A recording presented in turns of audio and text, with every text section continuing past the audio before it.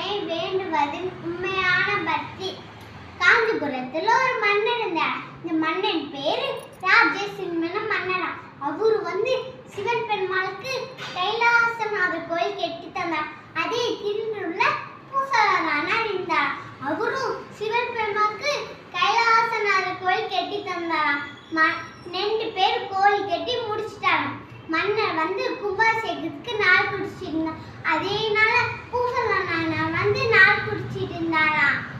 மன்னன் கண்ணன் சிவன் பெருமாள் மன்னன் கண்ணன்ல சிவன் பெருமாள் என்ன சொன்னாங்கன்னா, பூசலான இருக்காங்க, நான் அவ கோவிலுக்கு போறேன், வணக்கம், நான் அடுத்த கும்பாபிஷேகத்துக்கு நான் வரேன் அப்படின்னு சொன்னாங்க.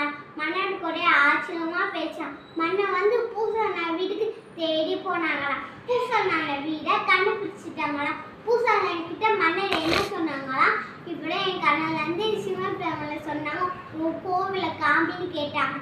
மன்னர் பூசலான மன்னிக்கிட்ட என்ன சொன்னாங்களா, இல்ல என் மனசுல வச்சுட்டு நான் கேட்டேன் அப்படின்னு சொன்னாங்க. மன்னர் பூசலாங்கிட்ட பக்தியோ பக்தி அப்படின்னு சொன்னாங்க.